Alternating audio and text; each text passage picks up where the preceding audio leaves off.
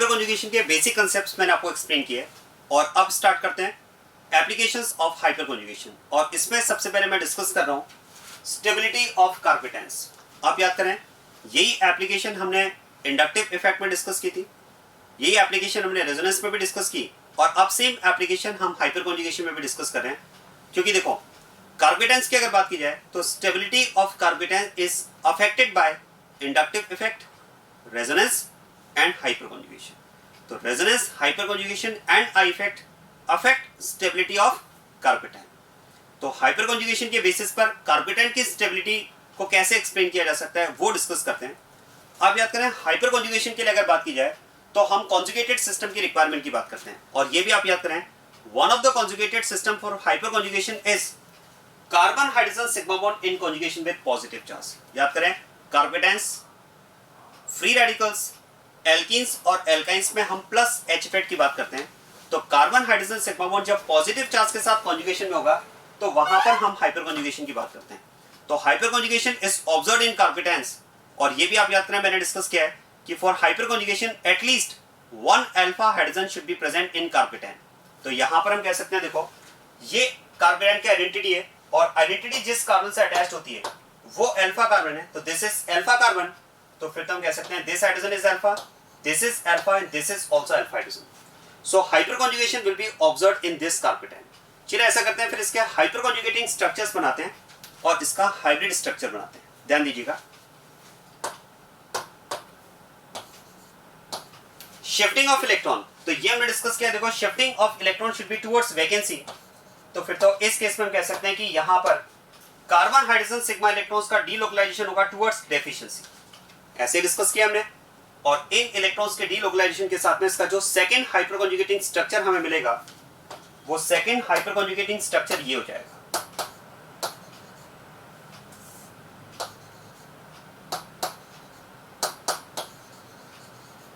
और चार्ज की अगर बात की जाए तो देखो, इन इलेक्ट्रॉन्स के डीलोकलाइजेशन के साथ में कार्बन तो हो जाएगा न्यूट्रल और हाइड्रोजन का अब s ऑर्बिटल हो जाएगा vacant. So now positive charge will be on this hydrogen. और अब आप देखो, जिस तरह से मैंने इन सिग्मा इलेक्ट्रॉन्स के डीलोकलाइजेशन की बात की है, क्या हम बात कर सकते हैं ये कार्बन हाइड्रोजन बॉन्ड और ये कार्बन हाइड्रोजन बॉन्ड भी सिग्मा इलेक्ट्रॉन्स हैं, ये भी अल्फा हाइड्रोजन सिग्मा इलेक्ट्रॉन्स हैं। तो जैसे इन इलेक्ट्रॉन्स का डीलोकलाइजेशन पॉसिबल है, इन इलेक्ट्रॉन्स का डीलोकलाइजेशन भी पॉसिबल है। मतलब we can have two more hyper conjugating structures with respect to these two hydrogens. तो आप देखो, अब इसके रिस्पेक्ट में अगर मैं बात करूं तो इसके रिस्पेक्ट में हमें हाइपर कॉन्जुगेटिंग स्ट्रक्चर ये मिल जाएगा।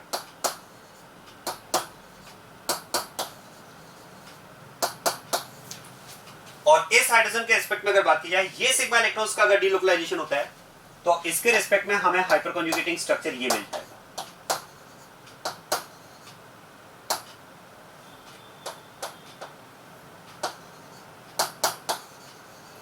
So these are possible hyperconjugating structures for this ethyl carpetan.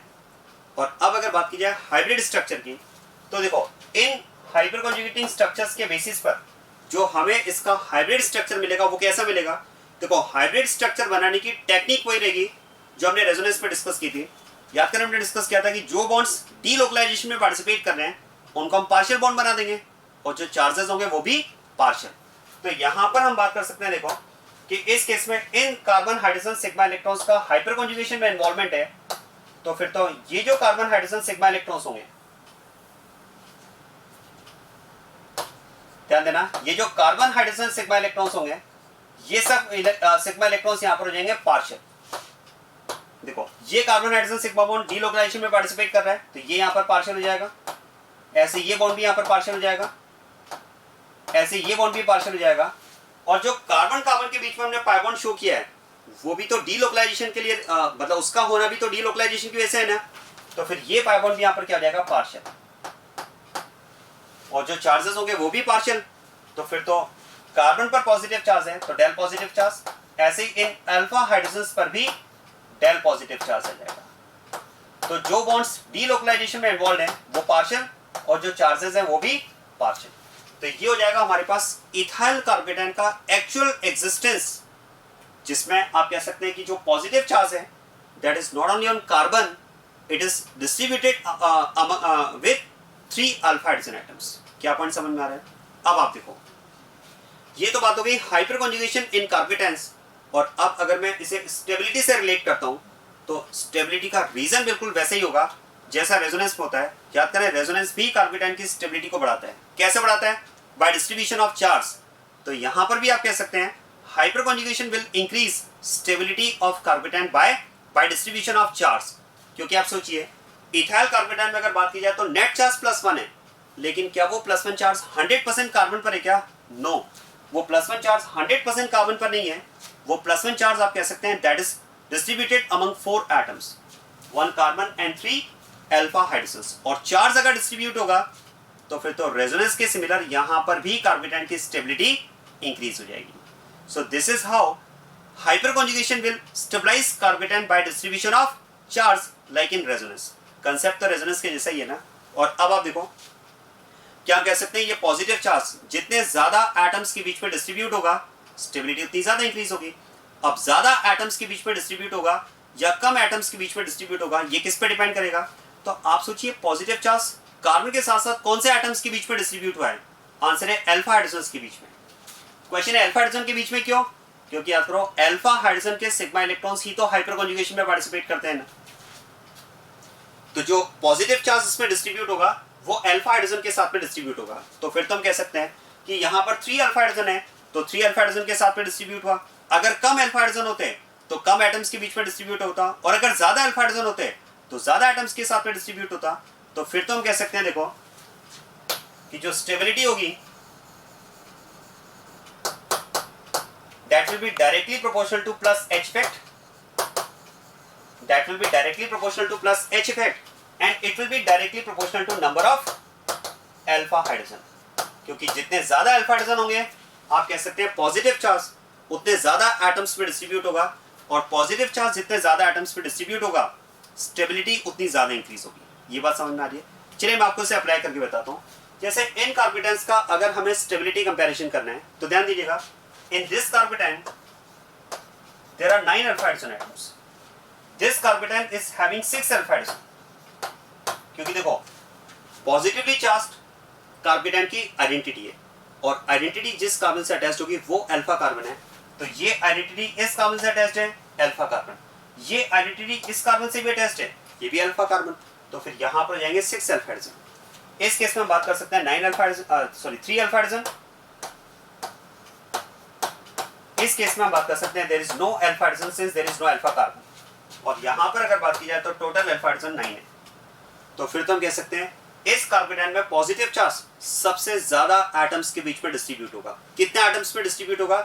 Total 10, क्योंकि 9 अल्फा हाइड्रोजन और एक कार्बन, तो यहां पर टोटल 10 एटम्स में पॉजिटिव चार्ज डिस्ट्रीब्यूट होगा। इस केस में टोटल 7, यहां पर टोटल 4, और इस केस में तो पॉजिटिव चार्ज डिस्ट्रीब्यूट ही नहीं होगा। तो फिर तो हाइपर कॉन्जुगेशन के बेसिस पर हम बात कर सकते हैं this is the order of stability of these कार्बेटाइन्स।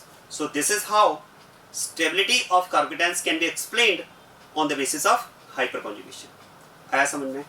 अब आप देखो कार्बेटाइन की स्टेबिलिटी के लिए एक सीक्वेंस मैंने आपको पहले बताया, कार्बेटाइन्स की स्टेबिलिटी के लिए एक सीक्वेंस मैंने आपको बताया था। वो सीक्वेंस अगर आप रिकॉल करें तो याद करें इससे पहले हमने 3 फैक्टर्स का एक सीक्वेंस बनाया था। सबसे पहले हम देखते थे चार्ज ऑन एटम। याद करें positive charge on saturated carbon is more stable then positive charge on unsaturated carbon. फिर हम देखते थे रेजोनेंस और फिर हम देखते थे आई इफेक्ट। अब उन 3 फैक्टर्स के साथ में इस फैक्टर को भी इंक्लूड किया जाए तो बता सकते हैं हाइपर कॉन्जुगेशन उस सीक्वेंस में कहां पर आएगा। क्या मैं कह सकता हूं रेजोनेंस और इंडक्टिव के बीच में, क्योंकि हाइपर कॉन्जुगेशन रेजोनेंस को डोमिनेट करता है, हाइपर कॉन्जुगेशन इंडक्टिव को डोमिनेट कर देगा। हाइपर कॉन्जुगेशन जो होगा वो इंडक्टिव को डोमिनेट करेगा बट रेजोनेंस को डोमिनेट नहीं कर पाएगा। Resonance dominates over hyper conjugation and hyper conjugation dominates over inductive effect. तो अब आप देखो 4 फैक्टर्स के लिए अब मैं ओवरऑल एक ऑर्डर की बात करूं तो क्या ऑर्डर होगा आप ध्यान देना। अब हम बात कर सकते हैं देखो इस केस में ओवरऑल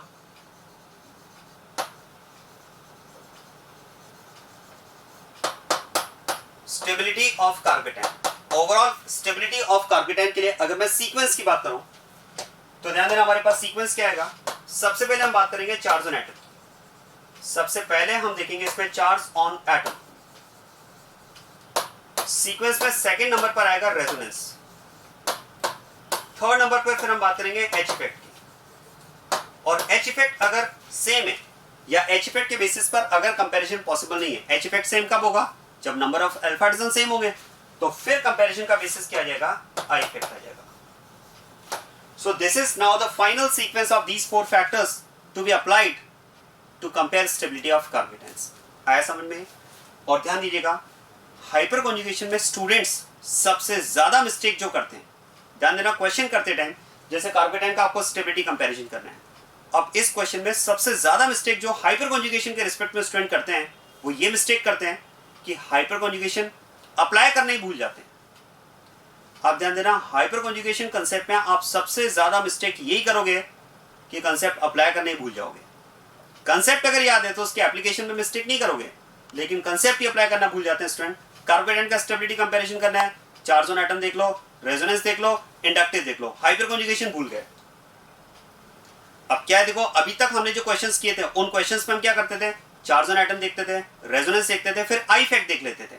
हाइपर कॉन्जुगेशन हम नहीं देखते थे। क्यों हाइपर कॉन्जुगेशन हम क्यों नहीं देखते थे? देखो, अगर आप में से कोई स्टूडेंट ये सोच रहा है कि हाइपर कॉन्जुगेशन इसलिए नहीं देखते थे क्योंकि हाइपर कॉन्जुगेशन मैंने पढ़ाया नहीं था, तो ऐसा नहीं है, पढ़ाना तो था ना। हाइपर कॉन्जुगेशन इसलिए हम नहीं देख रहे थे क्योंकि मैंने हाइपर कॉन्जुगेशन के रिस्पेक्ट में कोई डिफरेंस रखा ही नहीं था। अभी तक जितने भी क्वेश्चंस मैंने करवाए आपको, उन क्वेश्चंस में अगर आप देखोगे तो हाइपर कॉन्जुगेशन की एप्लीकेशन से उनके आंसर में चेंज नहीं आएगा। मैंने क्वेश्चन की फ्रेमिंग इसी तरह से की थी कि अगर आप हाइपर कॉन्जुगेशन को अप्लाई भी करोगे तो आपके आंसर में चेंज नहीं आएगा। हमने हाइपर कॉन्जुगेशन को वापस स्किप तो किया था, लेकिन अगर आप अप्लाई भी कर दोगे तो भी आपके आंसर में दिक्कत नहीं आएगी। लेकिन अब जो क्वेश्चंस हम करेंगे उन क्वेश्चंस में इस बात को ध्यान में रखेंगे कि अगर आप एच इफेक्ट अप्लाई करना भूल गए और डायरेक्ट आप इसको स्किप करके आई इफेक्ट पर आ गए तो हो सकता है आपके क्वेश्चंस गलत हो जाए। तो सीक्वेंस को अप्लाई करते टाइम मत भूलना इसमें कि एच इफेक्ट भी सीक्वेंस में है। पहले 4 जोन एटम, फिर रेजोनेंस, फिर उसके बाद में हाइपर कॉन्जुगेशन और फिर बाद में आई इफेक्ट। जैसे मैं आपको अप्लाई करके बताता हूं एक क्वेश्चन पर। इन कार्बोकेटायंस का हमें स्टेबिलिटी कंपैरिजन करना है। देखो, सबसे पहले हम बात करेंगे 4 जोन एटम की। क्या मैं कह सकता हूं सब में 4 जोन एटम सेम है? In all the 3 carbocations positive charge is on saturated carbon. फिर हम बात करते हैं रेजोनेंस। देखो, रेजोनेंस भी सब में इक्वल है। Resonance with this benzene ring, यहां पर भी रेजोनेंस इस बेंजीन रिंग के साथ में होगा और यहां पर भी रेजोनेंस रिंग के साथ में। तो क्या मैं कह सकता हूं रेजोनेंस के बेसिस पर इन कार्बोकेटायंस का हम स्टेबिलिटी कंपैरिजन नहीं कर पाएंगे क्योंकि सब में रेजोनेंस इक्वल है। तो अब क्या करें बताओ, आई इफेक्ट या हाइपर कॉन्जुगेशन? आंसर है हाइपर कॉन्जुगेशन। और हाइपर कॉन्जुगेशन के लिए हम देखेंगे नंबर ऑफ अल्फा हाइड्रोजन। जरा देखो, इस केस में अगर बात की जाए तो यहां पर ये कार्बन अल्फा है, ये कार्बन भी अल्फा है, तो इस केस में हम कह सकते हैं देयर आर 4 अल्फा हाइड्रोजन। यहां पर अगर बात की जाए तो इसमें 3 and 2 5 अल्फा हाइड्रोजन, और यहां पर अगर बात की जाए तो 3 and 3 6 अल्फा हाइड्रोजन। तो फिर तो हम कह सकते हैं hyperconjugation is maximum in third with maximum number of alpha hydrogen. तो फिर तो इसमें स्टेबिलिटी में अगर बात की जाए तो थर्ड सबसे ज्यादा स्टेबल होगा, then second and with least number of alpha hydrogen with least hyperconjugation, first will be least stable. So this is how stability of carbon is to be compared in the sequence. First of all, we have to apply charge on atom concept, then resonance, and then hyperconjugation.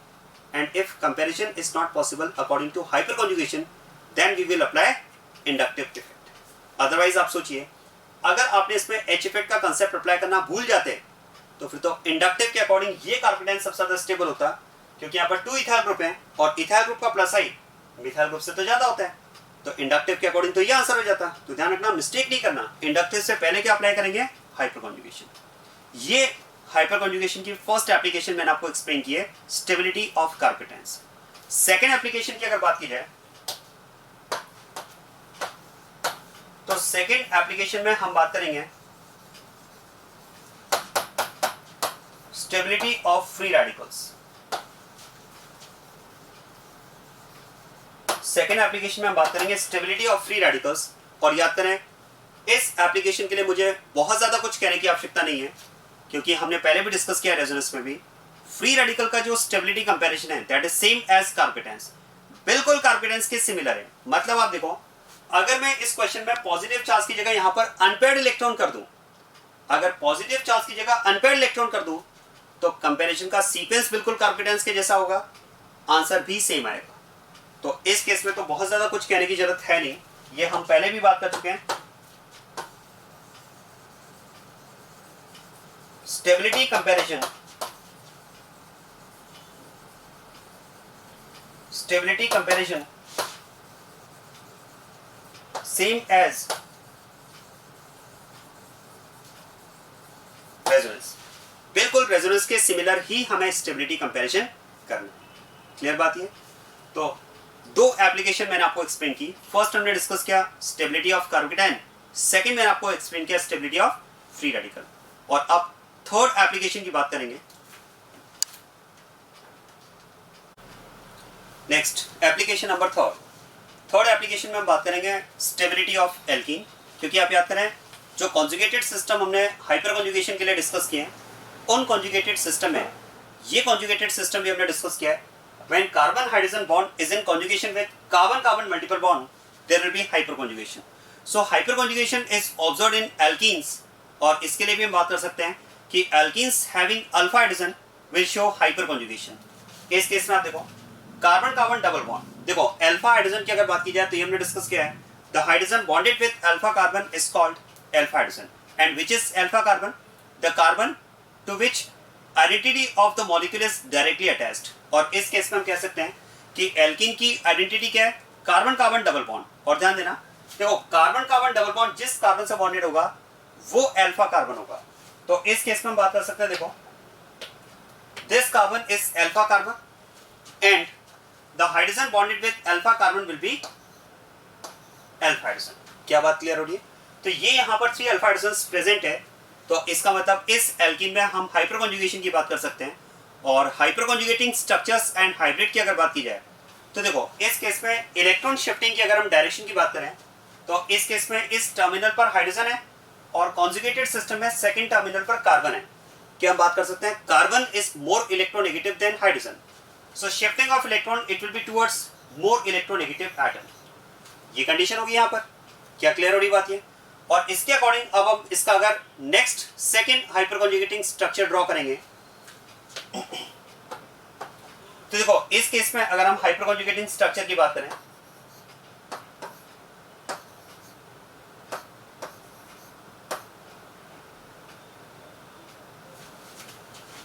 ध्यान देना, ये electron यहां पर shift होंगे तो ये यहां पर हो जाएगा डबल बॉन्ड, और इस पाई बॉन्ड के शिफ्ट होने के साथ में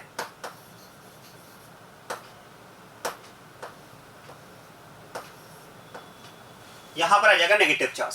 क्योंकि देखो इलेक्ट्रॉन अगर इस डायरेक्शन में शिफ्ट हुए हैं तो एक तरह से हम कह सकते हैं this carbon is gaining electron, neutral carbon on gaining electron will be negatively charged and this hydrogen on losing electron will be positively charged. तो ये इस केस में इसका हाइपर कॉन्जुगेटिंग स्ट्रक्चर हो जाएगा। और अब आप ध्यान देना, देखो जिस तरह से हम इन सिग्मा इलेक्ट्रॉन्स के डीलोकलाइजेशन की बात कर रहे हैं, क्योंकि हमने डिस्कस किया है there will be delocalization of sigma electrons of which hydrogen? Alpha hydrogen. तो आप ध्यान देना, देखो ये हाइड्रोजन अगर अल्फा है तो अल्फा हाइड्रोजन तो ये भी है, मतलब इन इलेक्ट्रॉन्स का डीलोकलाइजेशन भी पॉसिबल है। तो फिर तो हम बात कर सकते हैं we can have 2 more hyper conjugating structures with respect to these sigma bonds. तो अब आप देखो अगर मैं इन सिग्मा इलेक्ट्रॉन्स के डीलोकलाइजेशन की बात करता हूं, क्योंकि ये भी इसके सिमिलर अल्फा हाइड्रोजन है, तो इसके करस्पॉन्डिंग हमें ये हाइपर कॉन्जुगेटिंग स्ट्रक्चर मिलेगा और इस हाइड्रोजन के करस्पॉन्डिंग हमें ये हाइपर कॉन्जुगेटिंग स्ट्रक्चर मिल जाएगा। So these are 4 possible hyperconjugating structures for this alkene। और इन hyperconjugating structures के अकॉर्डिंग अगर हम इसका हाइब्रिड स्ट्रक्चर ड्रॉ करते हैं तो याद करें रेजोनेंस में भी मैंने आपको हाइब्रिड स्ट्रक्चर ड्रॉ करने की टेक्निक बताई थी। देखो जिन बॉन्ड्स का डीलोकलाइजेशन में पार्टिसिपेशन है हम उन बॉन्ड्स को पार्शियल बॉन्ड शो करेंगे, और जहां जहां भी चार्जेस हैं जो हाइपर कॉन्जुगेशन की वजह से चार्जेस आ रहे हैं उन चार्जेस को हम क्या करेंगे? पार्शियल चार्जेस शो करेंगे। तो अब आप ध्यान देना, देखो जैसा कि यहाँ पर कार्बन हाइड्रोजन सिग्मा इलेक्ट्रॉन्स के डीलोकलाइजेशन में इन्वॉल्वमेंट है, तो फिर तो यहाँ पर हम कह सकते हैं कि जो कार्बन हाइड्रोजन सिग्मा बॉन्ड हैं वो सब यहाँ पर हम पार्शियल सिग्मा बॉन्ड शो करेंगे।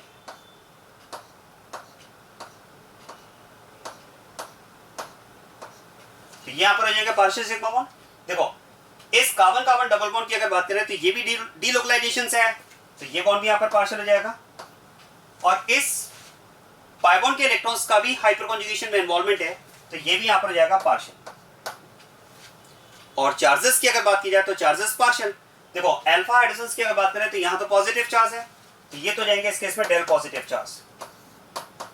Del positive charge on alpha hydrogens और कार्बन पर आ जाएगा del negative charge. So this is about the hybrid structure of this alkene that is propene and this is about hyper conjugation in alkenes. अब देखो stability की अगर हम बात करें तो जैसे कि हमने इससे पहले भी डिस्कस किया कार्बोकेटायंस के केस में, ठीक वैसे हम यहां पर कह सकते हैं. देखो stability of alkene will B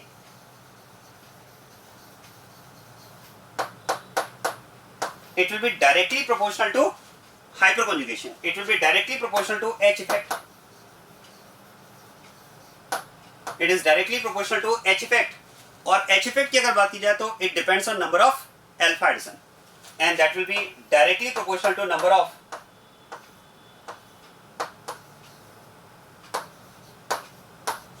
alpha hydrogen.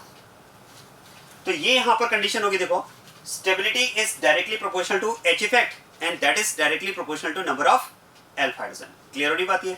और आप देखो इसके अकॉर्डिंग अगर हम डिफरेंट एल्कीन्स का स्टेबिलिटी कंपैरिजन करें, जैसे आप ध्यान देना ये एल्कीन्स अगर हमें गिवन है और इनका अगर हमें स्टेबिलिटी कंपैरिजन करना है तो ध्यान दीजिएगा in this alkene you can count the number of alpha hydrogen. It is 12 alpha hydrogen क्योंकि ये सब 4 कार्बन जो है यहाँ पर अल्फा कार्बन है. ध्यान देना देखो डबल बॉन्डेड कार्बन जो है इस कार्बन से जो कार्बन बॉन्डेड है वो अल्फा कार्बन है क्योंकि C डबल बॉन्ड C ये तो एल्कीन की आइडेंटिटी है ना, और C डबल बॉन्ड C अगर आइडेंटिटी है तो ये आइडेंटिटी जिस कार्बन से बॉन्डेड होगी वो सब कार्बन अल्फा कार्बन होंगे. तो यहां पर हम बात कर सकते हैं number of alpha hydrogen is 12. In this case the alkene is having 12 alpha hydrogens.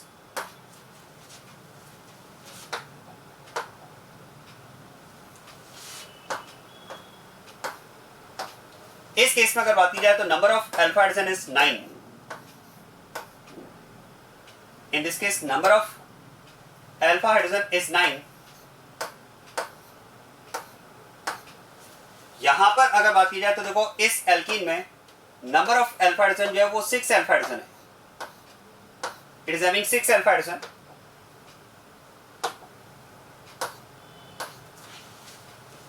इस एल्कीन में भी अगर आप चेक करेंगे तो number of alpha hydrogen is 6. यहां पर भी 6 अल्फा हाइड्रोजन है. इस केस में अगर बात की जाए these two carbons are alpha carbons, so again the number of alpha hydrogen is 6.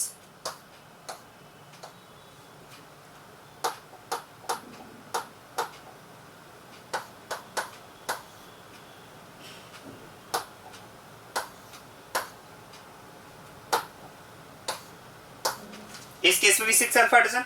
यहां पर अगर बात की जाए तो देखो इस केस में नंबर ऑफ अल्फा हाइड्रोजन जो है 3 अल्फा हाइड्रोजन, राइट. और यहां पर अगर नंबर ऑफ अल्फा हाइड्रोजन की बात की जाए तो इस केस में अल्फा हाइड्रोजन की अगर हम बात करें तो that is there is no alpha hydrogen since there is no alpha carbon in the alkene molecule. तो ये यहां पर हमारे पास एल्कीन्स गिवन है और इन एल्कीन्स का अगर हमें स्टेबिलिटी ऑर्डर फाइंड करना है तो स्टेबिलिटी ऑर्डर में जैसा कि हमने कहा it is directly proportional to number of alpha hydrogen. और अल्फा हाइड्रोजन की अगर बात की जाए so this alkene with maximum number of alpha hydrogens will be most stable. तो देखो इस alkene की अगर बात की जाए तो ये alkene यहाँ पर most stable है. then 9 alpha hydrogen atoms, then 6 alpha hydrogen atoms, 6 alpha hydrogen atoms, 6 alpha hydrogen atoms, then 3 alpha hydrogen atoms and then there is no alpha hydrogen. तो यहाँ पर हम बात कर सकते हैं देखो depending on number of alpha hydrogen we can compare stability of alkene and the alkene having more number of alpha hydrogens will be more stable. तो इस तरह से हम इन एल्कीन्स का स्टेबिलिटी कंपैरिजन कर सकते हैं. अब यहाँ पर आप ध्यान देना जो बहुत ही इंपॉर्टेंट पॉइंट है, इंपॉर्टेंट पॉइंट ये है देखो इन 3 एल्कीन्स में अगर आप स्टेबिलिटी कंपैरिजन करते हैं, ध्यान दीजिएगा इन 3 एल्कीन्स में अगर हम बात करें तो यहाँ पर इन 3 एल्कीन्स में number of alpha hydrogen same है 6, 6 एंड 6. इन 3 एल्कीन्स में number of alpha hydrogen same है but still there is difference in stability of these alkenes. Although number of alpha hydrogen is same, but still there is difference in stability of these 3 alkenes. और इन alkenes का अगर आप stability order की बात करेंगे तो this alkene is more stable than this alkene and it is more stable than this alkene. अब इस पूरे order में आप देखो जहां पर number of alpha hydrogen में difference है वहां तो problem नहीं है, लेकिन important है कि अगर इन 3 alkenes में number of alpha hydrogen same है तो फिर इनका स्टेबिलिटी कंपैरिजन किस बेसिस पर होगा, ये मुझे आपको एक्सप्लेन करना है और ये बहुत ही इंपॉर्टेंट है, इस पर बेस्ड क्वेश्चन एग्जाम में आ चुका है। तो ध्यान देना, यहां पर अगर हम बात करें कि इन 3 एल्कीन्स में स्टेबिलिटी ऑर्डर किस तरह से कंपेयर किया जाए। अब आप देखो, इन 3 एल्कीन्स में स्टेबिलिटी कंपैरिजन की अगर बात की जाए तो ध्यान देना, इन दोनों एल्कीन्स में कंपैरिजन बहुत ही आसान है। आप देखो, this alkene can be called trans alkene. आप ध्यान देना, this is trans two butene, तो ये एल्कीन तो हमारे पास है ट्रांस एल्कीन।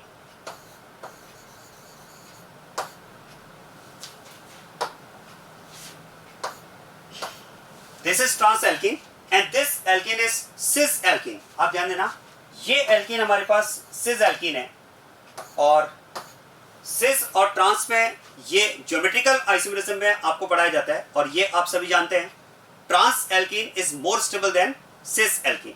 तो आप देखो, यहां पर इन दोनों एल्कीन्स में अगर हमें कंपैरिजन करना है तो बहुत ही आसान है, trans alkene will be more stable than cis alkene.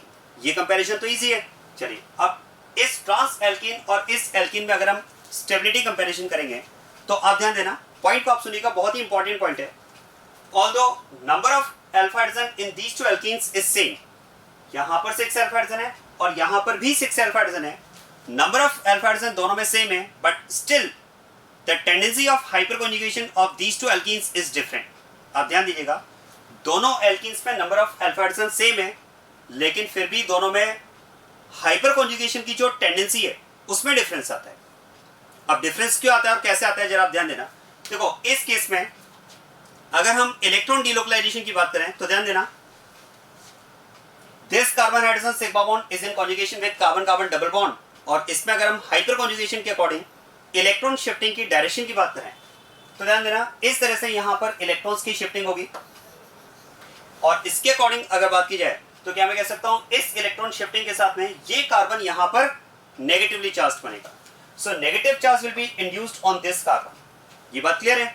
और इसी तरह से अगर हम इस एल्कीन में भी हाइपर कॉन्जुगेशन की बात करें, इलेक्ट्रॉन डीलोकलाइजेशन की बात करें, तो देखो यहां पर इलेक्ट्रॉन डीलोकलाइजेशन में हम बात कर सकते हैं, negative charge will be induced on this carbon. अब जरा ध्यान देना, दोनों एल्कीन्स में मैंने आपसे कहा number of alpha hydrogen same है, बट स्टिल दोनों में हाइपर कॉन्जुगेशन की टेंडेंसी में डिफरेंस आता है।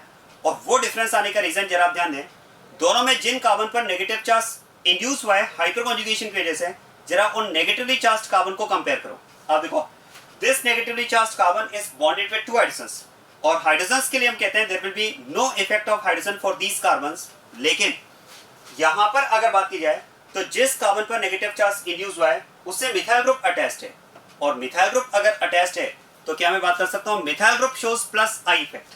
अब आप देखो, ये मिथाइल ग्रुप यहां पर प्लस आई ग्रुप है, और अगर इसका प्लस आई इफेक्ट ऑपरेट होगा तो क्या मैं कह सकता हूं, प्लस तो माइनस के लिए खराब होता है, मतलब ये मिथाइल ग्रुप का जो प्लस आई इफेक्ट होगा वो इस नेगेटिव चार्ज को डीस्टेबलाइज करेगा।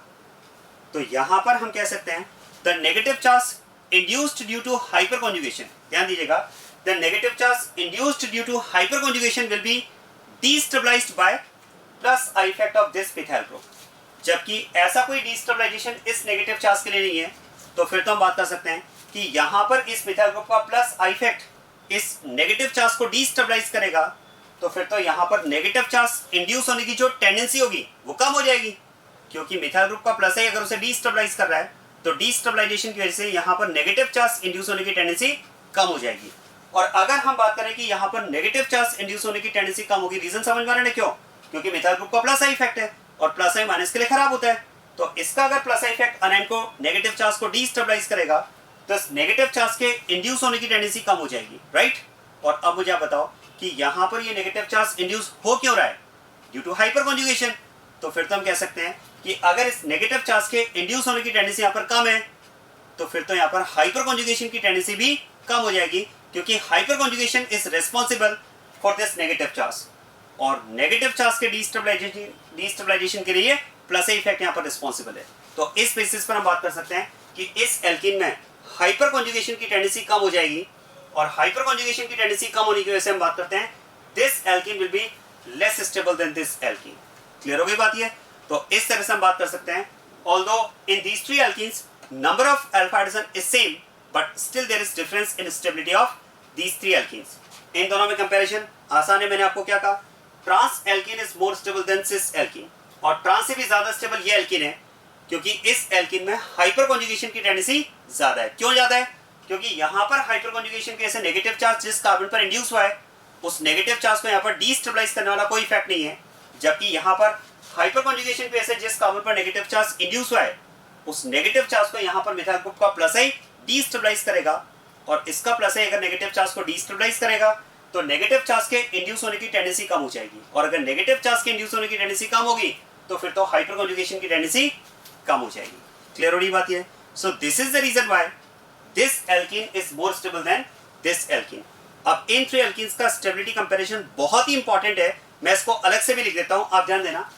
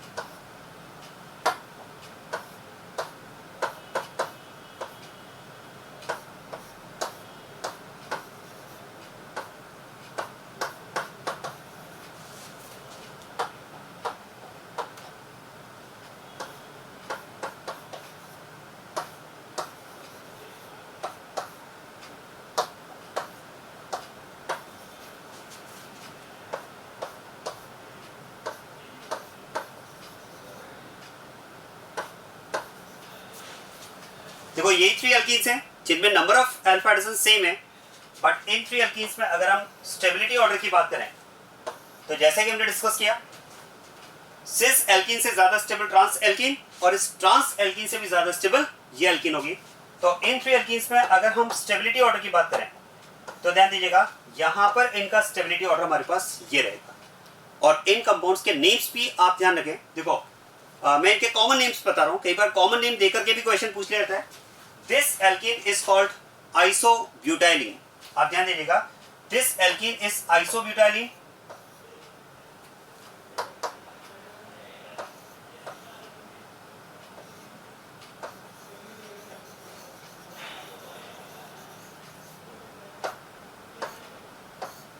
It is isobutylene.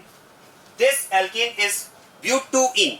ये तो इसका आईपैक नेम है butene, और इसे आप कह सकते हैं ट्रांसब्यूटोइन। ध्यान देना, ये एल्कीन हमारे पास है trans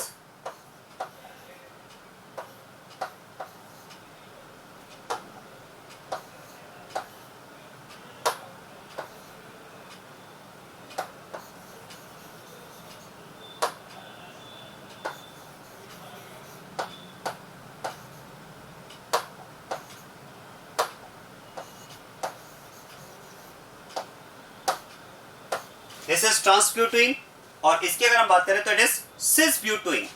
this alkene is cis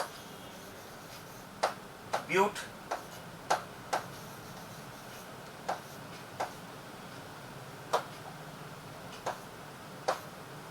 to ene. तो आप इसे इस तरह से याद रखें, isobutylene is more stable than trans two butene and trans two butene is more stable than cis two butene. Clear हो गई बात ये?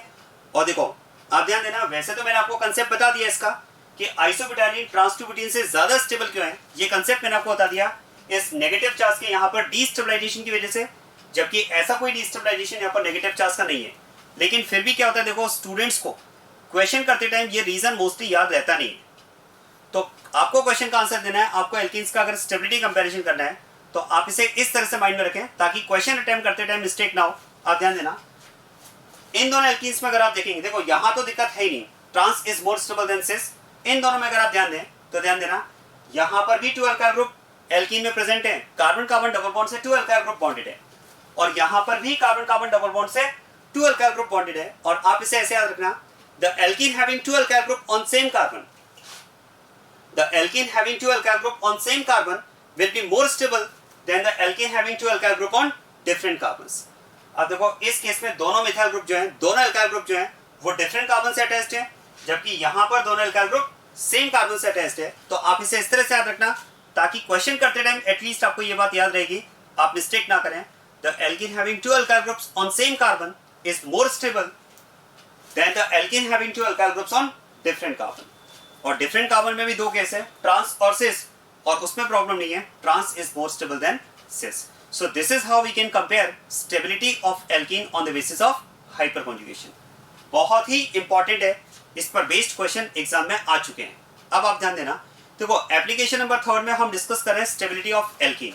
ध्यान दीजिएगा, एप्लीकेशन नंबर 3 में हम डिस्कस कर रहे हैं स्टेबिलिटी ऑफ एल्कीन, और इस एप्लीकेशन में मेनली आपसे दो तरह के क्वेश्चंस पूछे जाते हैं। सुनिएगा इस बात को, इस एप्लीकेशन में मेनली आपसे दो तरह के क्वेश्चंस पूछे जाते हैं। एक क्वेश्चन में तो क्या होगा, आपको एल्कीन्स गिवन होगी और उनका आपको स्टेबिलिटी कंपैरिजन करना होगा, जैसा हमने यहाँ पर अभी किया है। लेकिन इसी एप्लीकेशन पर बेस्ड एक क्वेश्चन प्रोफाइल और भी बनती है, और वो क्वेश्चन प्रोफाइल बनती है comparison of heat of hydrogenation. आप ध्यान देना, इसी एप्लीकेशन पर बेस्ड एक क्वेश्चन प्रोफाइल और भी बनती है comparison of heat of hydrogenation. अब हीट ऑफ हाइड्रोजनेशन का कंपैरिजन हम इस एप्लीकेशन के बेसिस पर कैसे करेंगे, ये मैं आपको एक्सप्लेन करता हूं, आप ध्यान देना। बात करते हैं हीट ऑफ हाइड्रोजनेशन की। देखो पहले तो हमें हीट ऑफ हाइड्रोजनेशन का कंपैरिजन करना है। उसमें क्वेश्चन में क्या होता है, देखो आपको डिफरेंट एल्कीन्स गिवन होती है, और उन एल्कीन्स के लिए आपको हीट ऑफ हाइड्रोजनेशन कंपेयर करना होता है। हीट ऑफ हाइड्रोजनेशन कैसे कंपेयर करेंगे वो तो हम डिस्कस कर ही लेंगे। पहले मैं आपको थोड़ा सा ये आइडिया दे दूं कि हीट ऑफ हाइड्रोजनेशन है क्या। आप ध्यान देना, देखो हीट ऑफ हाइड्रोजनेशन क्या है, इस बात को समझने के लिए पहले हमें हाइड्रोजनेशन रिएक्शन के बारे में बात करनी होगी। मैं इनका डिटेल डिस्कस नहीं कर रहा हूं, देखो रिएक्शंस का डिटेल तो हम पार्ट 2 में डिस्कस करेंगे। रिएक्शन मैकेनिज्म पार्ट 1 बस अब हमारा खत्म होने वाला है, कंप्लीट होने वाला है। इसके बाद में रिएक्शन मैकेनिज्म पार्ट 2 हम स्टार्ट करेंगे, और पार्ट 2 में हम उसके बाद में फिर सारा रिएक्शंस वाला पार्ट ही डिस्कस करेंगे। तो देखो हाइड्रोजनेशन रिएक्शन क्या है, कैसे होती है, क्यों होती है, ये सब डिटेल तो हम आगे रिएक्शंस वाले पार्ट में डिस्कस करेंगे। थोड़ा सा मैं आपको हिंट दे रहा हूँ, क्योंकि यहाँ पर हमें हीट ऑफ हाइड्रोजनेशन कंपेयर करना है, तो कंपैरिजन कैसे करेंगे वो डिस्कस करने से पहले एटलीस्ट आपको ये आइडिया होना चाहिए कि हीट ऑफ हाइड्रोजनेशन है क्या। ध्यान देना, देखो हीट ऑफ हाइड्रोजनेशन की अगर बात की जाए तो it is the heat released in hydrogenation reaction. Hydrogenation reaction में जो हीट रिलीज होती है उसी को हम हीट ऑफ हाइड्रोजनेशन कहते हैं। अब क्वेश्चन है फिर हाइड्रोजनेशन रिएक्शन क्या है, तो वो भी आप समझ लें। देखो हाइड्रोजनेशन रिएक्शन की अगर बात की जाए तो ध्यान देना, when alkene is reacted with hydrogen in presence of metal, alkene की रिएक्शन जब आप हाइड्रोजन के साथ कराते हैं मेटल की प्रेजेंस में, this reaction is called hydrogenation. और हाइड्रोजनेशन प्रोसेस का मतलब क्या होता है, देखो हाइड्रोजनेशन प्रोसेस का मतलब होता है एडिशन ऑफ हाइड्रोजन। जैसे मान लो अगर आपसे कहा जाए हाइड्रेशन, तो हाइड्रेशन का मतलब होता है एडिशन ऑफ वाटर। अगर आपसे कहा जाए हेलोजनेशन, मतलब एडिशन ऑफ हेलोजन। एल्कीन का अगर आप हेलोजनेशन कर रहे हैं that is addition of halogen. Alkene पर अगर आप वाटर ऐड कर रहे हैं तो that is addition of water, that is hydration. और इसी तरह से एल्कीन पर अगर आप हाइड्रोजन ऐड कर दें तो addition of hydrogen on alkene, the process will be called hydrogenation. तो देखो हाइड्रोजनेशन रिएक्शन की अगर हम बात करें तो what is the reaction, in this case alkene is reacted with hydrogen in presence of metal. और इस रिएक्शन का प्रोडक्ट क्या बनता है जरा आप ध्यान देना। देखो अगर इस रिएक्शन के प्रोडक्ट की बात की जाए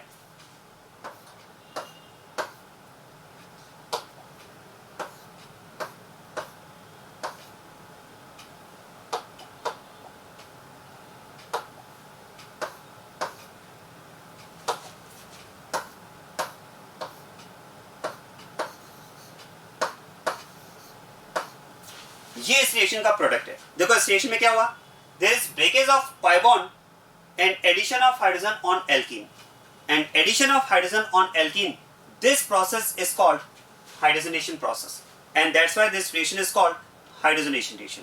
अब आप ध्यान देना, देखो इस रिएक्शन में अगर हम बात करें तो क्या मैं कह सकता हूं this reaction is exothermic process. आप ध्यान दीजिएगा, this reaction is exothermic reaction. Exothermic कैसे समझ में आ रहा है, क्योंकि अगर आप रिएक्शन में देखेंगे तो there is breakage of pi bond. आप ध्यान देना, इस रिएक्शन में पाई बॉन्ड यहां पर ब्रेक हुआ है। This reaction involves breakage of pi bond and formation of new sigma bonds. क्योंकि हाइड्रोजन का अगर इन कार्बन पर एडिशन हुआ है तो यहां पर हम कह सकते हैं there is formation of this carbon and this carbon hydrogen sigma bond. तो यहां पर हम कह सकते हैं there is breakage of pi bond and formation of new sigma bonds. अब देखो बॉन्ड जब ब्रेक होगा तो बॉन्ड को ब्रेक करने के लिए एनर्जी कंज्यूम होगी और बॉन्ड का जब फॉर्मेशन होगा तो एनर्जी रिलीज होगी। अब आप सोचिए बॉन्ड कौन सा ब्रेक हुआ, पाई बॉन्ड, और बॉन्ड फॉर्मेशन कौन सा हुआ, सिग्मा बॉन्ड। क्या मैं कह सकता हूं sigma bond is stronger than pi bond. Sigma bond जो होता है वो पाई बॉन्ड से स्ट्रॉन्ग होता है। इसका मतलब ये हुआ कि जो बॉन्ड ब्रेक हो रहा है वो वीक बॉन्ड ब्रेक हो रहा है, पाई बॉन्ड। और अगर वीक बॉन्ड ब्रेक हो रहा है तो वीक बॉन्ड को ब्रेक करने के लिए जो एनर्जी रिक्वायर्ड होगी वो कम एनर्जी रिक्वायर्ड होगी, but there is formation of strong bonds that is sigma. और अगर स्ट्रॉन्ग बॉन्ड्स का फॉर्मेशन हुआ है तो फिर तो हम कह सकते हैं बॉन्ड फॉर्मेशन में जो एनर्जी रिलीज होगी वो हाई एनर्जी रिलीज होगी, क्योंकि जो फॉर्मेशन वाला बॉन्ड है वो स्ट्रॉन्गर बॉन्ड है किसके कंपैरिजन में, ब्रेक होने वाले बॉन्ड के कंपैरिजन में। तो फिर तो हम कह सकते हैं कि यहाँ पर बॉन्ड को ब्रेक करने के लिए रिक्वायर्ड एनर्जी तो लेस होगी, लेकिन बॉन्ड के फॉर्मेशन में जो रिलीज्ड एनर्जी होगी वो ज्यादा होगी। तो ओवरऑल इस प्रोसेस में हम कहते हैं एनर्जी रिलीज होती है। और एनर्जी अगर इस प्रोसेस में रिलीज होगी that's why this reaction is can be called exothermic process. इसी बेसिस पर मैंने कहा कि ये रिएक्शन एक्सोथर्मिक है। अब आप सोचिए अगर ये रिएक्शन एक्सोथर्मिक है तो इसमें एनर्जी रिलीज होगी, और एनर्जी किस फॉर्म में रिलीज होगी, हीट के फॉर्म में। यहां पर हम कह सकते हैं कि एनर्जी जो रिलीज होगी वो हीट के फॉर्म में रिलीज होगी। और ध्यान देना ये जो यहां पर हीट रिलीज होती है इसी को हम बोलते हैं heat of hydrogenation. The heat released in the process is called heat of hydrogenation. इसी को हमने नेम दिया है यहां पर हीट ऑफ हाइड्रोजनेशन।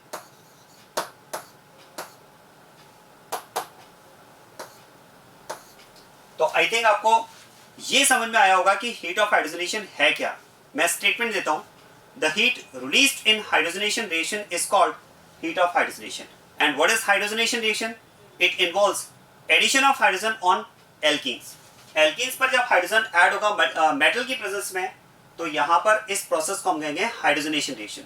अब ये आपको यहां पर क्वेश्चन हो सकता है आपके माइंड में कि सर हम ये मेटल क्यों यूज कर रहे हैं, पाई बॉन्ड कैसे ब्रेक हुआ, सिग्मा बॉन्ड्स का फॉर्मेशन कैसे हुआ। देखो ये सब डिटेल तो हम बाद में बात करेंगे जब हम हाइड्रोजनेशन रिएक्शन को डिस्कस करेंगे। अभी हमारा point of discussion hydrogenation reaction नहीं है, अभी हमारा पॉइंट ऑफ डिस्कशन है how to compare heat of hydrogenation.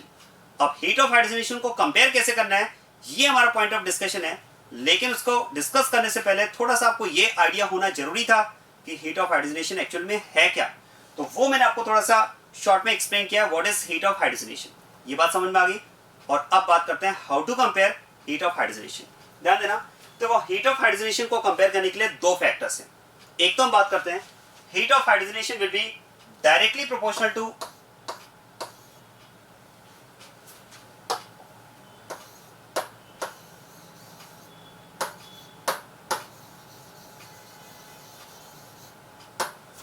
It will be directly proportional to number of pi bonds. अब ध्यान देना हीट ऑफ हाइड्रोजनेशन की अगर बात की जाए तो it will be directly proportional to number of pi bonds present in organic substrate. आप सुनिएगा, जो कंपाउंड आप यहां पर हाइड्रोजनेशन के लिए ले रहे हैं, जो organic substrate, this is organic substrate, तो जो कंपाउंड आपने यहां पर हाइड्रोजनेशन के लिए लिया है उस जिस कंपाउंड का आपको हाइड्रोजनेशन करना है, या शॉर्ट में एक आ जाए, आसान शब्दों में एक आ जाए, सिंपल वर्ड्स में, कि जिस कंपाउंड पर हमें हाइड्रोजन ऐड करना है उस कंपाउंड में जितने ज्यादा पाई बॉन्ड्स होंगे, उस कंपाउंड में जितने ज्यादा नंबर ऑफ पाई बॉन्ड्स होंगे, हम कह सकते हैं उस रिएक्शन में हीट उतनी ज्यादा रिलीज होगी, उस कंपाउंड के लिए हीट ऑफ हाइड्रोजनेशन उतनी ज्यादा होगी। तो heat of hydrogenation will be directly proportional to number of pi bonds present in the compound which is to be hydrogenated. अब ऐसा समझ में आ रहा है क्यों नंबर ऑफ पाई बॉन्ड्स के डायरेक्टली प्रोपोर्शनल क्यों, क्योंकि एक बात सोचिए, हम यहाँ पर ये कह रहे हैं कि यहाँ पर रिएक्शन में क्या होगा, there will be breakage of pi bond and formation of sigma bond. ऐसा होगा, क्या मैं कह सकता हूँ एल्कीन में जब एक पाई बॉन्ड ब्रेक होगा तो प्रोडक्ट में यहाँ पर उसके रिस्पेक्ट में दो सिग्मा बॉन्ड्स का फॉर्मेशन होगा। तो फिर तो हम कह सकते हैं कि जितने ज्यादा पाई बॉन्ड्स ब्रेक होंगे उसी रेशो में उतने ज्यादा सिग्मा बॉन्ड्स का फॉर्मेशन होगा, और जितने ज्यादा सिग्मा बॉन्ड्स का फॉर्मेशन होगा, क्या मैं कह सकता हूँ हीट उतनी ज्यादा रिलीज होगी। तो this is one of the factor to compare heat of hydrogenation. It is directly proportional to number of pi bonds. क्या मेरा पॉइंट समझ में आ रहा है? अब आप ध्यान देना, देखो मैंने आपसे कहा कि नंबर ऑफ पाई बॉन्ड्स के डायरेक्टली प्रोपोर्शनल होगा। सेकंड फैक्टर की अगर बात की जाए तो यहां पर सेकंड फैक्टर आता है इनवर्सली प्रोपोर्शनल टू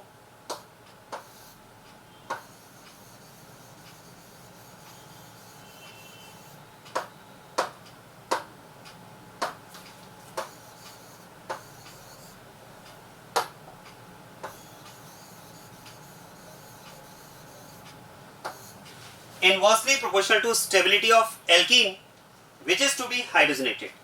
दो फैक्टर्स मैंने आपसे कहा, एक तो मैंने आपसे कहा नंबर ऑफ पाई बॉन्ड्स के डायरेक्टली प्रोपोर्शनल होगा, और दूसरा मैं आपसे कह रहा हूं it is inversely proportional to stability of alkene. अब आप देखो स्टेबिलिटी ऑफ एल्कीन से हम हीट ऑफ हाइड्रोजनेशन को कैसे रिलेट करेंगे, जरा इस बात को मैं आपको क्लियर करता हूं। देखो शायद पहले तो मैं एक स्टेटमेंट देता हूं, शायद उसी से आपको बात समझ में आ जाए, और अगर नहीं आती तो मैं आपको फिर एक्सप्लेन कर दूंगा, और तरीके भी हमारे पास एक्सप्लेन करने के। देखो क्या ये स्टेटमेंट आपने सुना है, more the stability of alkene less will be the energy released in the process. या मैं कह सकता हूं कंपाउंड ऑर्गेनिक सबस्ट्रेट जितना स्टेबल होगा रिएक्शन उतना लेस एक्सोथर्मिक होगी। पढ़ा है आपने, ऑर्गेनिक सबस्ट्रेट जितना स्टेबल होगा रिएक्शन उतना लेस एक्सोथर्मिक होगी। तो ये मैं आपसे कह रहा हूं कि ऑर्गेनिक सबस्ट्रेट एल्कीन जितनी ज्यादा स्टेबल होगी रिएक्शन उतनी लेस एक्सोथर्मिक होगी।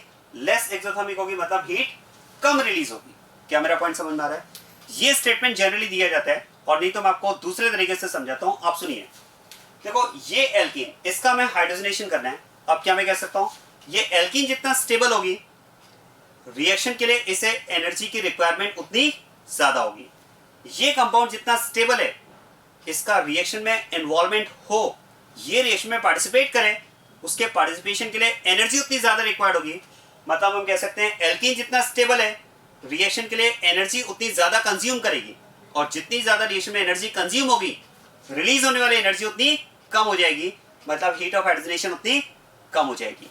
तो heat of hydrogenation is inversely proportional to stability of alkene. दो फैक्टर्स यहां पर मैंने आपसे कहा, it is directly proportional to number of pi bonds and it is inversely proportional to stability of alkene. अब आप ध्यान देना, देखो दोनों फैक्टर्स में से अगर बात की जाए तो पहले हम कौन सा फैक्टर लेंगे, पहले हम फैक्टर लेंगे नंबर ऑफ पाई बॉन्ड्स, क्योंकि देखो यहां पर अगर मैं बात करूं तो ये इसमें सबसे इंपॉर्टेंट फैक्टर है कि इस रिएक्शन में अगर हमने इस रिएक्शन के एक्सोथर्मिक होने की बात करें, ध्यान देना, अगर हम इस रिएक्शन के एक्सोथर्मिक होने की बात करें तो उसका रीजन क्या है, क्योंकि यहां पर रिएक्शन में पाई बॉन्ड ब्रेक हुआ है और सिग्मा बॉन्ड्स का फॉर्मेशन हुआ है। तो पाई बॉन्ड ब्रेक होकर सिग्मा बॉन्ड्स का फॉर्मेशन, यही तो इस रिएक्शन के एक्सोथर्मिक होने का रीजन है ना। तो फिर तो उस रीजन को अगर मैं रिलेट करूं तो फिर तो मैं कह सकता हूं जितने ज्यादा पाई बॉन्ड्स होंगे उसी रेशियो में उतने ज्यादा सिग्मा बॉन्ड्स बनेंगे, और जितने ज्यादा सिग्मा बॉन्ड्स बनेंगे हीट उतनी ज्यादा रिलीज होगी। तो देखो यहां पर जो मेन फैक्टर है, जो प्राइमरी फैक्टर है, वो हम कह सकते हैं नंबर ऑफ पाई बॉन्ड्स। हाँ, अगर हम सेकंड फैक्टर की बात कर रहे हैं inversely proportional to stability of alkene, तो ये फैक्टर हम कब यूज करेंगे, when the number of pi bond in given two compounds is same. जब आपको ऐसे दो एल्कीन्स का स्टेबिलिटी कंपैरिजन करना है, ऐसे दो कंपाउंड्स का हीट ऑफ हाइड्रोजनेशन कंपेयर करना है जिनमें number of pi bond same है। आप ध्यान देना, ये फैक्टर हम कब यूज करेंगे,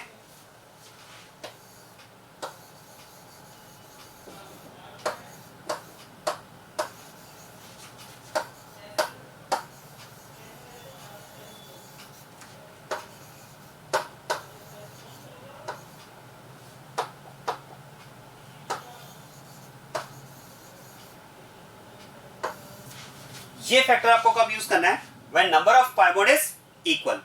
अगर नंबर ऑफ पाई बॉन्ड में डिफरेंस है तो फिर तो आप सोचिए जितना पाई बॉन्ड में डिफरेंस होगा, जितना पाई बॉन्ड का काउंट चेंज होगा, उतने ही जो उस रेशियो में सिग्मा बॉन्ड्स बनेंगे उसमें चेंज आएगा। और देखो सिग्मा बॉन्ड्स फॉर्मेशन में, number of sigma bonds formation में अगर चेंज आएगा तो वो तो हीट ऑफ हाइड्रोजनेशन को फिर डायरेक्टली अफेक्ट करेगा।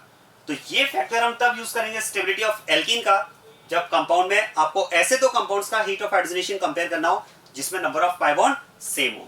क्या मेरी बात क्लियर होगी? अब यहां पर ध्यान देना, देखो सबसे पहले तो मैंने आपसे कहा कि आपको दो कंपाउंड्स, अब क्वेश्चन क्या होगा, जैसे आपको टू कंपाउंड्स गिवन है और उनके लिए आपको हीट ऑफ हाइड्रोजनेशन कंपेयर करना है। तो सबसे पहले तो आप क्या देखोगे, सबसे पहले आप चेक करोगे नंबर ऑफ पाई बॉन्ड। आप ध्यान देना, मैं बार बार रिपीट करता हूं इस कंसेप्ट को बताते टाइम कि पहले आपको number of pi bond check करना है, लेकिन मोस्टली स्टूडेंट क्या करते हैं, पहला वाला फैक्टर तो भूल ही जाते हैं, वो डायरेक्ट किस पर आ जाते हैं, स्टेबिलिटी ऑफ एल्कीन। ये मिस्टेक आप नहीं करना। सबसे पहली मिस्टेक तो स्टूडेंट ये करते हैं, इस क्वेश्चन प्रोफाइल में मोस्टली स्टूडेंट दो तरह की गलतियां करते हैं। अब वो दो मिस्टेक्स क्या करते हैं वो मैं आपको बताता हूं, क्योंकि अगर आपने अपने आप को उन दो मिस्टेक से बचा लिया तो बाकी मैं नहीं समझता हूं कि यहां पर तीसरी कोई आप और कोई मिस्टेक कर सकते हैं, और अगर आपने थर्ड कोई अलग ही मिस्टेक कर ली तो फिर आप कुछ भी कर सकते हैं। बाकी मोस्टली स्टूडेंट दो तरह की मिस्टेक्स करते हैं। वो दो मिस्टेक्स में पहली मिस्टेक तो मैं आपको क्या बता रहा हूँ, स्टूडेंट पाई बॉन्ड काउंट करना ही भूल जाते हैं, इस वाले फैक्टर को अप्लाई करना ही भूल जाते हैं, वो डायरेक्ट सेकंड फैक्टर पर आ जाते हैं। तो पहले तो मैं आपसे ये कहूंगा कि जो दो कंपाउंड्स आपको गिवन है उनमें आप सबसे पहले पाई बॉन्ड्स काउंट करें, और जिस कंपाउंड में पाई बॉन्ड ज्यादा होगा उसके लिए हीट ऑफ हाइड्रोजनेशन ज्यादा होगी। मान लेते हैं आपको ऐसे दो कंपाउंड्स गिवन है जिन दोनों कंपाउंड्स में number of pi bond same है। हाँ, अब हम कह सकते हैं कि अगर number of pi bond same है तो अब कंपैरिजन का बेसिस क्या होगा, stability of the given compounds.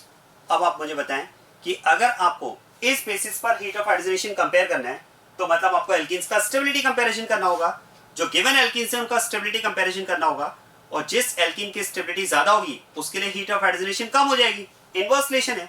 तो मेरा क्वेश्चन है आप एल्कीन्स का स्टेबिलिटी कंपैरिजन करोगे कैसे? मेरा क्वेश्चन है कि आप एल्कीन्स का स्टेबिलिटी कंपैरिजन करोगे कैसे? तो देखो, एक तो हमने अभी बात की है कि एल्कीन्स का जो स्टेबिलिटी कंपैरिजन है that is based on hyper conjugation. ये तो इस एप्लीकेशन का वहां पर रोल आएगा। भाई मैंने आपसे क्या कहा, इस एप्लीकेशन में दो तरह के क्वेश्चन आते हैं। एक तो डायरेक्ट क्वेश्चन ये आता है कि आपको एल्कीन्स गिवन होती है और उनका आपको स्टेबिलिटी कंपैरिजन करना होता है, लेकिन दूसरी क्वेश्चन प्रोफाइल जो मैं डिस्कस कर रहा हूं अभी, comparison of heat of hydrogenation, और उस क्वेश्चन प्रोफाइल में इस एप्लीकेशन का क्या यूज आएगा समझ में आ रहा है? जब आप हीट ऑफ हाइड्रोजनेशन को एल्कीन्स की स्टेबिलिटी के बेसिस पे कंपेयर कर रहे हो तो एल्कीन्स का स्टेबिलिटी कंपैरिजन होगा कैसे?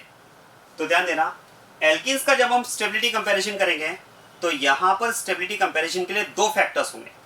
एक तो हम बात करेंगे हाइपर कॉन्जुगेशन, क्योंकि एल्कीन्स में हाइपर कॉन्जुगेशन होता है, और उसके लिए मैं कह सकता हूं alkenes will show hyper conjugation when it's carbon carbon double bond is in conjugation with carbon hydrogen sigma bond. ये तो कंडीशन है ना। देखो, जिस एल्कीन में इसका carbon carbon double bond carbon hydrogen sigma bond के साथ कॉन्जुगेशन में, उस एल्कीन में हाइपर कॉन्जुगेशन होगा, और हाइपर कॉन्जुगेशन के बेसिस पर हम एल्कीन्स का स्टेबिलिटी कंपैरिजन कर सकते हैं, जैसा अभी मैंने आपको एक्सप्लेन किया। क्या मैं कह सकता हूं एल्कीन्स में हमें हाइपर कॉन्जुगेशन मिलता है तो एल्कीन्स में हमें रेजोनेंस भी तो मिलता है। ऐसा भी तो हो सकता है कि अगर एल्कीन का कार्बन कार्बन डबल बॉन्ड जो है वो किसी दूसरे कार्बन के साथ अगर कॉन्जुगेटेड सिस्टम में हो तो उसमें रेजोनेंस होगा। और क्या मैं कह सकता हूं similar to hyper conjugation, resonance is also a stabilizing phenomena. Resonance भी तो स्टेबिलिटी को अफेक्ट करता है ना। तो ध्यान देना, एल्कीन्स की स्टेबिलिटी में हमें दो फैक्टर्स कंसीडर करने होंगे।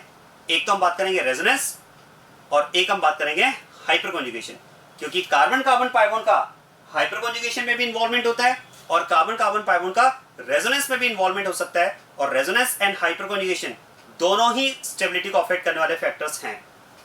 तो अल्टीमेटली यहां पर हम बात कर सकते हैं कि जब आप एल्कीन्स का स्टेबिलिटी कंपैरिजन करेंगे तो आपको दो फैक्टर्स कंसीडर करने होंगे, एक तो रेजोनेंस और दूसरा हाइपर कॉन्जुगेशन। अब मेरा क्वेश्चन है, पहले क्या लोगे? तो आंसर है पहले रेजोनेंस, क्योंकि रेजोनेंस और हाइपर कॉन्जुगेशन में resonance dominates over hyper conjugation, right? तो आप ध्यान देना,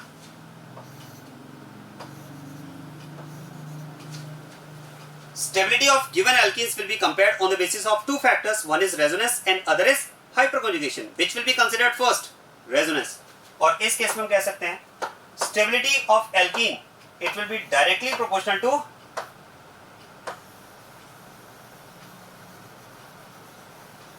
resonance।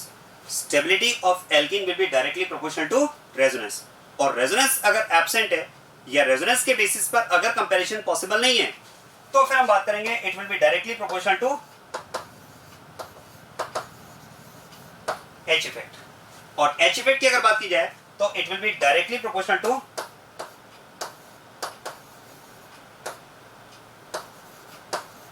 Number of alpha hydrogen, right? तो अब आप ध्यान देना, फाइनली मैं आपको इसको कंक्लूड करके बताता हूं। आपको सपोज टू एल्कीन्स गिवन है और उनके लिए आपको हीट ऑफ हाइड्रोजनेशन कंपेयर करना है। पहले आप क्या करोगे, दोनों में आप number of pi bond count करोगे, और जिस कंपाउंड में नंबर ऑफ पाई बॉन्ड ज्यादा है उसके लिए हीट ऑफ हाइड्रोजनेशन ज्यादा होगी।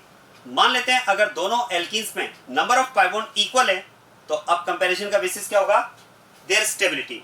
और स्टेबिलिटी को कंपेयर करने के लिए पहले क्या देखोगे, जिस कंपाउंड में रेजोनेंस प्रेजेंट होगा उसकी स्टेबिलिटी ज्यादा होगी दूसरे कंपाउंड के कंपैरिजन में जिसमें रेजोनेंस एब्सेंट है। और अगर कंपैरिजन रेजोनेंस के बेसिस पर पॉसिबल नहीं है तो फिर आप एल्कीन्स का स्टेबिलिटी कंपैरिजन कैसे करोगे, हाइपर कॉन्जुगेशन के बेसिस पर, और वो डिपेंड करेगा नंबर ऑफ अल्फा हाइड्रोजन। और ध्यान देना, जब आप एल्कीन्स का स्टेबिलिटी कंपैरिजन कर लोगे तो आंसर देते टाइम ध्यान रखना, जो एल्कीन्स का स्टेबिलिटी ऑर्डर होगा, क्या मैं कह सकता हूं हीट ऑफ हाइड्रोजनेशन का ऑर्डर रिवर्स हो जाएगा। क्योंकि इनवर्स रिलेशन है।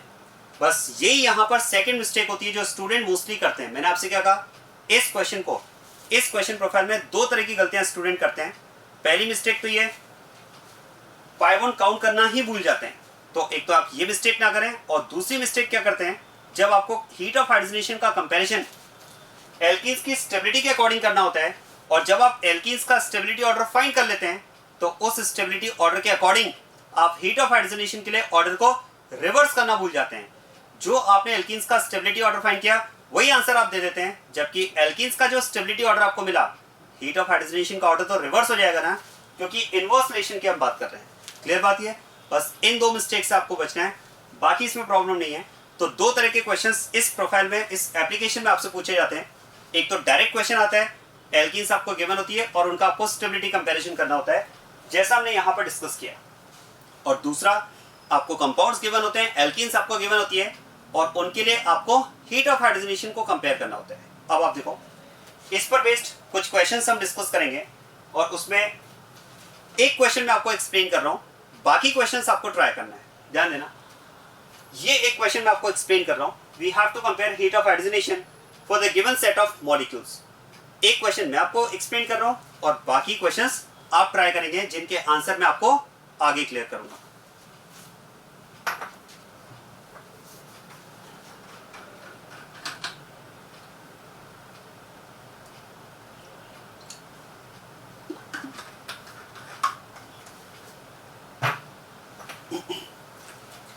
अब आप देखो, इन 4 एल्कीन्स का आपको हीट ऑफ हाइड्रोजनेशन कंपेयर करना है। सबसे पहले मैंने आपसे क्या कहा, नंबर ऑफ पाई बॉन्ड। देखो, नंबर ऑफ पाई बॉन्ड की जहां तक बात है तो इन 4 एल्कीन्स में नंबर ऑफ पाई बॉन्ड तो सेम है। तो अब कंपैरिजन के लिए हमें सेकंड फैक्टर यहां पर लेना होगा, और वो सेकंड फैक्टर क्या यहां पर, स्टेबिलिटी ऑफ एल्कीन। तो ऐसा करते हैं, पहले इन एल्कीन्स का स्टेबिलिटी कंपैरिजन करते हैं। और स्टेबिलिटी कंपैरिजन में भी मैंने आपको दो फैक्टर्स बताए, एक तो रेजोनेंस और दूसरा हाइपर कॉन्जुगेशन। देखो, जहां तक रेजोनेंस की बात है, क्या मैं कह सकता हूं, इन 4 एल्कीन्स में रेजोनेंस तो सब में एब्सेंट है। Resonance is absent in all the 4 alkenes, सभी में यहां पर रेजोनेंस एब्सेंट है। तो फिर तो यहां पर अब जो कंपैरिजन का बेसिस होगा, that will be H effect, hyper conjugation, and hyper conjugation depends on number of alpha hydrogen. ध्यान देना, इस एल्कीन में अगर आप चेक करेंगे तो 6 एल्फा हाइड्रोजन प्रेजेंट है। Number of alpha hydrogen in this alkene is also 6 alpha hydrogen. यहां पर भी अगर आप देखेंगे तो 6 alpha hydrogen प्रेजेंट है। और इस एल्कीन में देखो, यहां पर इथाइल ग्रुप दिया हुआ है, अगर आप number of alpha hydrogen check करेंगे तो it is having 2 alpha hydrogen। मैं मानकर चल रहा हूं alpha hydrogen काउंट करने में आपको कोई प्रॉब्लम नहीं है, उसकी प्रैक्टिस आप अच्छे से कर लेना। मैं रिपीट कर देता हूं, कार्बन कार्बन डबल बॉन्ड, ये एल्कीन की आइडेंटिटी है, और आइडेंटिटी जिस कार्बन से बॉन्डेड होगी वो अल्फा कार्बन है, और अल्फा कार्बन पर जो हाइड्रोजन होगा वो अल्फा हाइड्रोजन होगा। तो ये आपके पास इन एल्कीन्स में नंबर ऑफ अल्फा हाइड्रोजन है, और अल्फा हाइड्रोजन के बेसिस पर अगर मैं बात करूं तो क्या मैं कह सकता हूं, इन 4 एल्कीन्स में 4th alkene will B least stable. ध्यान देना, अगर इन एल्कीन्स का आप स्टेबिलिटी ऑर्डर फाइंड करें तो इनके स्टेबिलिटी ऑर्डर में हम बात कर सकते हैं 4th इज लीस्ट स्टेबल। क्या ये समझ में आ रहा है? 4th यहां पर सबसे कम स्टेबल है। अब 1st, 2nd और 3rd में अगर बात की जाए तो इन 3 एल्कीन्स में number of alpha hydrogen same है, और number of alpha hydrogen same है तो अभी मैंने आपको एक्सप्लेन किया है इन 3 एल्कीन्स का स्टेबिलिटी ऑर्डर। देखो, this is cis two butene, this is trans two butene, and this is isobutadiene. और जैसा कि मैंने आपसे कहा, सिस एल्कीन से ज्यादा स्टेबल है ट्रांस एल्कीन, और ट्रांस एल्कीन से भी ज्यादा स्टेबल है आइसोब्यूटाडीन। मैंने आपको याद रखने का तरीका बताया, this alkene is having 2 alkyl group on same carbon, and this alkene is having 2 alkyl group on different carbon. This alkene is also having 2 alkyl group on different carbon. और जैसा कि मैंने आपको याद रखने का तरीका बताया, the alkene having 2 alkyl groups on same carbon is more stable than the alkene having 2 alkyl group on different carbon. तो फिर तो यहाँ पर फर्स्ट सबसे ज्यादा स्टेबल है, और इन दोनों में अगर बात की जाए तो trans is more stable than cis. तो ये इन एल्कीन्स का स्टेबिलिटी ऑर्डर है। ध्यान देना, ये इन एल्कीन्स का स्टेबिलिटी ऑर्डर है, लेकिन अभी हमारा आंसर नहीं है, क्योंकि ये एल्कीन्स का स्टेबिलिटी ऑर्डर फाइंड किया है। हीट ऑफ हाइड्रोजनेशन की अगर बात की जाए तो जैसा कि मैंने आपको बताया, heat of hydrogenation is inversely proportional to stability of alkene, क्योंकि आप सोचिए जो एल्कीन ज्यादा स्टेबल होगी उसे रिएक्शन के लिए एनर्जी की रिक्वायरमेंट ज्यादा होगी, मतलब वो एनर्जी ज्यादा कंज्यूम करेगी, और जितनी ज्यादा एनर्जी कंज्यूम होगी रिलीज होने वाली एनर्जी मतलब वो रिलीज होने वाली जो हीट होगी, मतलब जो हीट ऑफ हाइड्रोजनेशन होगी वो उतनी कम हो जाएगी। तो इनवर्स रिलेशन है। इसका मतलब ये हुआ कि यहां पर जो एल्कीन्स का स्टेबिलिटी ऑर्डर है, हीट ऑफ हाइड्रोजनेशन का ऑर्डर क्या हो जाएगा, यहां पर रिवर्स हो जाएगा। मतलब हमारे क्वेश्चन का आंसर यहां पर हो जाएगा 4, 3,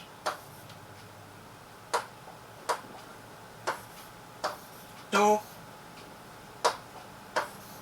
एंड 1। ये इस क्वेश्चन का आंसर होगा, और इस तरह का क्वेश्चन मेडिकल एंट्रेंस एग्जाम में पूछा जा चुका है, वेरी इंपॉर्टेंट। चलिए इसी पर बेस्ड कुछ और क्वेश्चन भी हैं जो आपको ट्राई करने हैं, और इन क्वेश्चन के आंसर मैं आगे डिस्कस करूंगा। ये क्वेश्चन आपको ट्राई करना है, सभी में आपको हीट ऑफ हाइड्रोजनेशन कंपेयर करना है।